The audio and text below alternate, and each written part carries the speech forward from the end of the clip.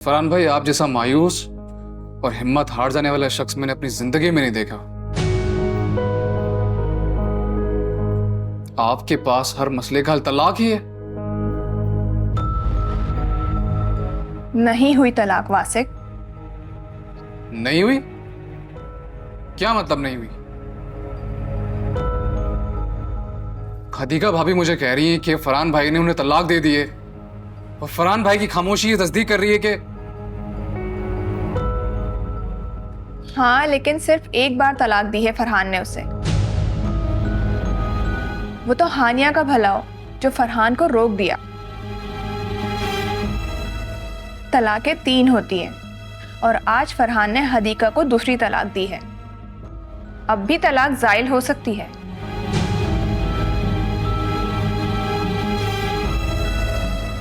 फरहान भाई, आप पे बहुत अफसोस है, मुझे बहुत अफसोस। उसने जो कुछ भी किया वो सब कुछ जानकर भी उसने जो कुछ भी किया है एक माँ ने अपने बेटे को खोने के पागलपन में किया है फरहान। उसे ये लगता है कि उसके बेटे को मैंने जान से मारा है। वो बेचारी तो ज़हनी तौर पर बेबस है। वो कर भी क्या सकती थी।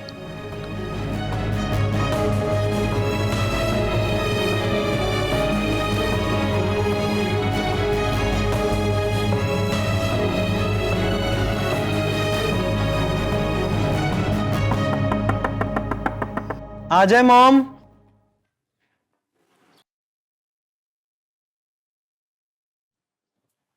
तुम्हें कैसे पता कि मॉम आई है?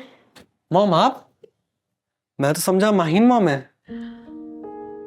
कैसे हो अयान? मैं तो ठीक हूँ मॉम, लेकिन अगर आपको आज ही आना था तो थोड़ा जल्दी आ जाती।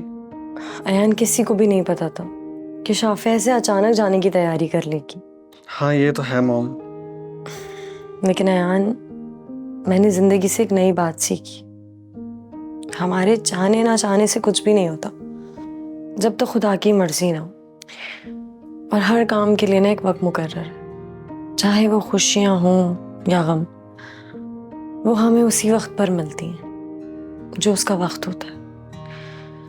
बस हमें खुद को कंट्रोल करना होता है। किसी भी खुशी को ना ऐसे सेलिब्रेट नहीं करना चाहिए कि कोई हमसे हसद करने लगे, और ना ही कोई भी गम खुद पर सवार करना चाहिए कि हम खुद को ही बर्बाद कर लें। अब आप कभी जाएंगी तो नहीं ना? इरादा तो नहीं है, लेकिन अब जाऊंगी तो बस एक ही बार, जब मौत आएगी। मॉम कहा ना, इरादे हमारे नहीं होते, ये सब खुदा के होते। जो खुदा चाहता है होता वही है। बहरहाल अब उम्मीद है कि आपके और माहीन मॉम के मामलात भी ठीक हो जाएंगे। अच्छी उम्मीद लगाना बहुत अच्छी बात है, और अच्छी उम्मीद खुदा फौरन पूरी करता है। अच्छा, ये बताओ, मुझे कब कब मिस किया? जब जब आपकी सिखाई हुई बातें प्रैक्टिकल लाइफ में फेस करनी पड़ी, और जब जब शाफे के हाथ की गंदी सी चाय पीनी पड़ी। अच्छा चलो, अब मैं तुम्हें अपने हाथ की अच्छी सी चाय बना के पिलाती हूँ। तो आप एक काम करें ना, सबके लिए चाय बनाएं, फिर हम लोग सारी फैमिली एक साथ बैठकर चाय पियेंगे। मैं भी लेकर आती हूँ।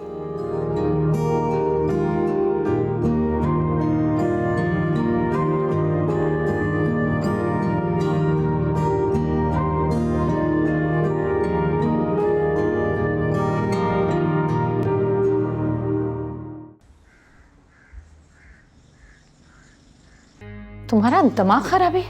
उस औरत ने तुम्हें पूरा जोर लगा दिया मारने के लिए, तुम उसकी हिमायत कर रही हो? अरे रिलैक्स रहें अम्मा, इस घर में ऐसे ही चलना पड़ता है, खास तौर पे उस फरहान के साथ।